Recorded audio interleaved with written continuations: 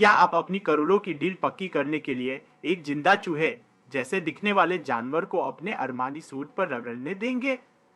अगर आप सोचते हैं कि पैसा सिर्फ मेहनत और दिमाग का खेल, तो पेरू की गलियों में कदम रखते ही आपकी ये गलतफहमी धुएं की तरह उड़ जाएगी। यहाँ पैसा कोई कागज का टुकड़ा नहीं, बल्कि एक भूखा सा जिसे वक्त वक्त पर खून और शराब की बलि चाहिए होती।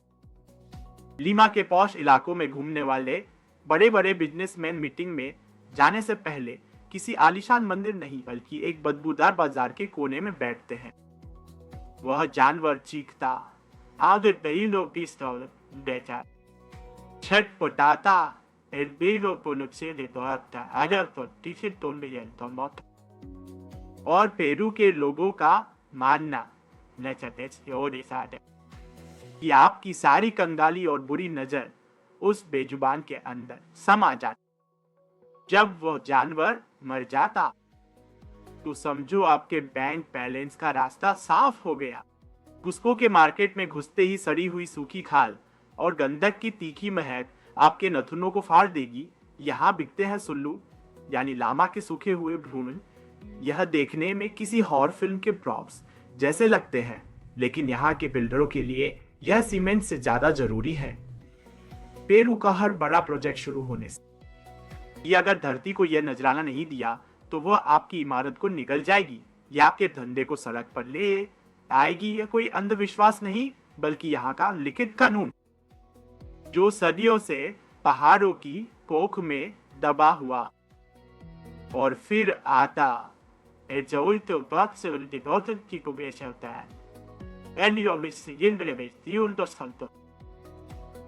को, जो एक छोटा सा मिट्टी का पुतला जिसकी मूंछें हैं और पेट बाहर निकला।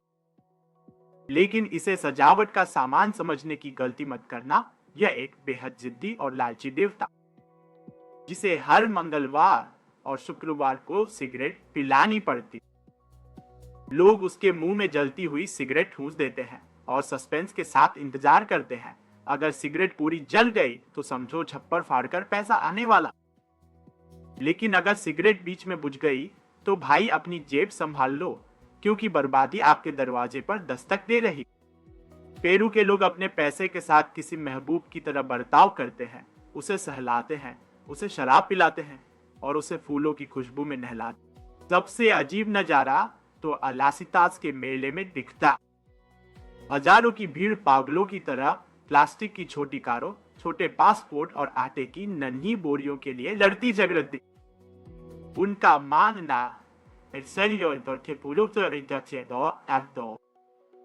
कि अगर आप उस छोटे खिलौने को खरीदकर किसी ओझा से उस पर बियर और गेंदे के फूलों का पानी छिड़कवा लेते हैं तो कायनात मजबूर हो जाती कि वह अगले 12 महीनों के अंदर आपको असली कार और असली बंगला दे दे। यहाँ लोग अपनी मेहनत पर कम और इन छोटे टोटकों पर ज्यादा भरोसा करते हैं। गलियों में घंटियों की आवाज और जलती हुई जड़ी बूटियों का धुआं आपको एक अलग ही दुनिया में ले जाता। यहाँ एक बहुत ही खौफनाक उसूल है जिसे हर कोई मानता। आप अपनी ड्रिंक का पहला घूंट कभी खुद नहीं पी सकते, चाहे वो कितनी ही महंगी बियर हो या मक्के से बनी देसी शराब। पहला हिस्सा जमीन पर गिराना ला।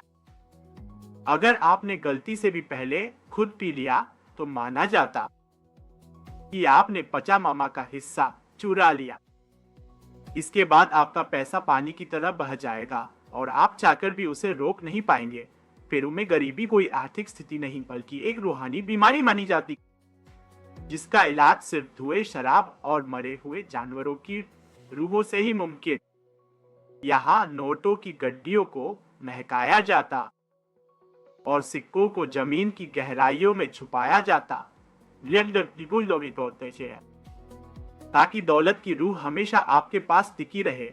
अगर आप इस खेल के कायदे नहीं जानते तो पेरू की जमीन आपको पल भर में कंगाल बना देगी।